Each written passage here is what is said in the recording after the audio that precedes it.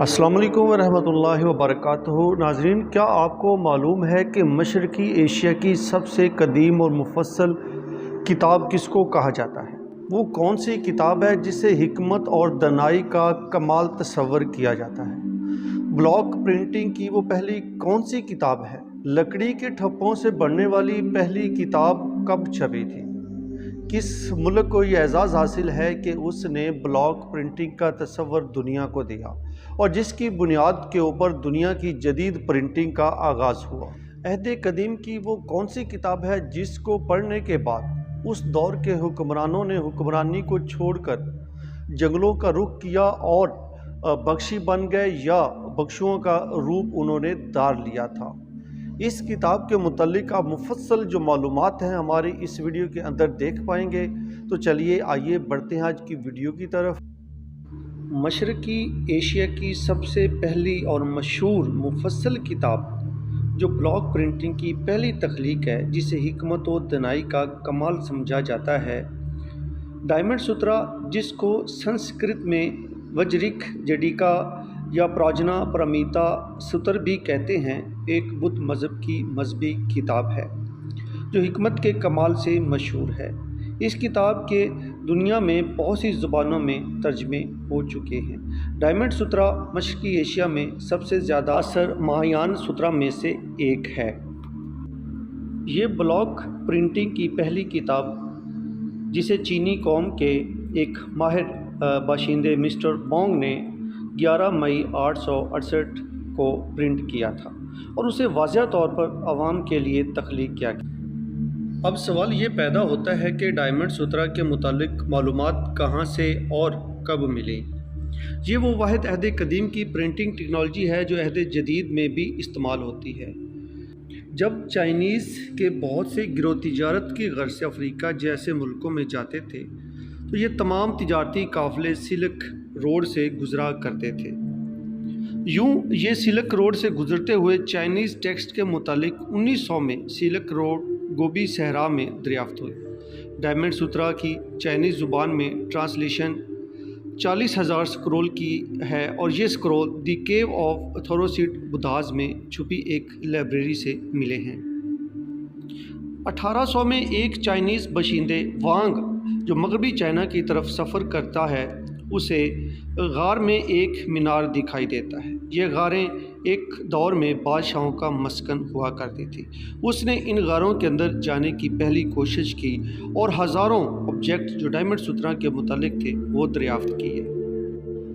دی کیو of تھوروسیڈ بدھاز کی یہ آپ اندرونی مناظر دیکھ رہے ہیں، جہاں سے یہ ڈائمنڈ سترا جیسی عظیم کتاب جو ہے یہ دریافت ہوئی۔ ایک اندازے کے مطابق 10,000 جو سکرول تھے وہ یہاں سے ملے ہیں، جن کو جو برٹش میوزیم ہے وہاں پہ رکھا گیا ہے، اور یہ اس ہی غار کے بیرونی مناظر ہیں، آپ کو نظر آ رہا ہے اسکرین کے اوپر۔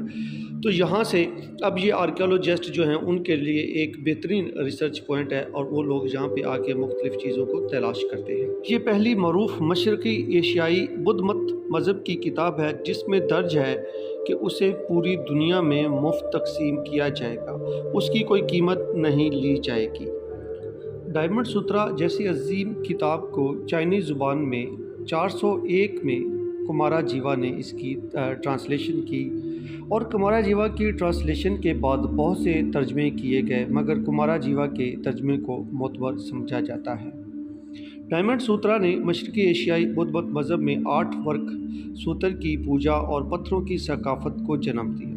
چین میں تانگ خاندان کے اختتام تک جو 907 میں ہوا، اس وقت تک تقریباً 80 تفسیریں لکھی گئی تھی، جن میں صرف آج تک جو 32 تفسیریں ہیں وہ بچی ہیں اور وہ محفوظ ہیں۔ چائنا کے اندر روایتی طور پہ کاغذ بنانے کا یہ طریقہ ہے۔ ڈائمنڈ سترا ایک مختصر مذہبی کتاب ہے جو 6,000 الفاظ پر مشتمل ہے۔ یہ لکڑی کے کھدے ہوئے بلاک سے چھاپی جاتی تھی۔ اس پر پیلے رنگ کی سیاہی استعمال ہوتی تھی اور یہ کاغذ کی 7 پٹیاں اس کے اندر استعمال کی جاتی تھیں۔ اس کا سائز جو عام روایت کے اندر ہے، مختلف ماہرین کوئی 16 اور کوئی 17.5 فٹ لمبائی اور 10.5 فٹ اس کی چوڑائی پر اتفاق کرتا ہے۔ تانگ خاندان کے عہد کی ڈائمنڈ سترہ کی ایک نقل جو چینی زبان میں تھی 1900 میں ڈوہانگ سے ملی تھی اور اسے ڈوسٹ راہب وانگ یوانو نے دریافت کیا تھا اور 1907 میں اسے اورل آسٹین کو فروخت کر دیا تھا۔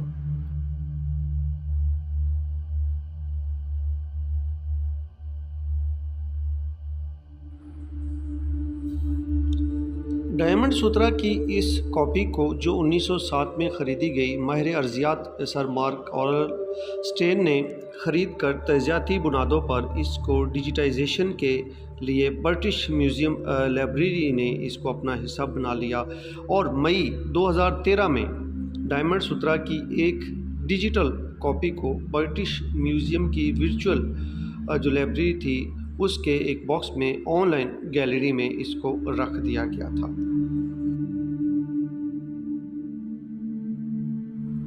اور اس عظیم کتاب کے اوپر شب و روز کی محنت کے بعد برٹش میوزیم جو لائبریری تھی اس نے اس کو محفوظ بنانے کے لیے ایک پروجیکٹ سٹارٹ کیا کہ اس کو ڈیجیٹل یا جو فلم کی صورت میں محفوظ کیا جائے گا۔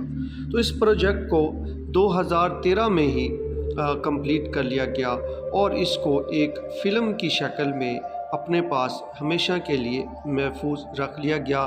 اب یہ جو فلم ہے یا جو اس کی جو ویڈیو بنائی گئی تھی اس کو لوگوں کے ساتھ یا دنیا کو دکھانے کے لیے شیئر کیا جاتا ہے، تاہم اس کی جو اوریجنل ہے اس کو کہیں پہ بھی شیئر نہیں کیا جاتا۔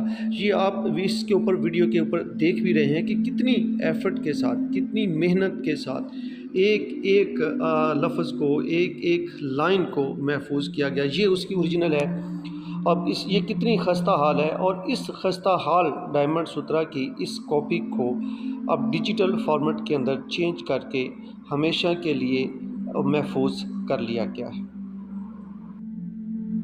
اس تاریخی اور شاندار کام کو تاریخ کے لیے ہمیشہ کے لیے محفوظ کر لیا گیا ہے۔ تو جی ناظرین، یہ تھی آج کی ہماری ویڈیو۔ امید ہے کہ آپ کو پسند آئے گی۔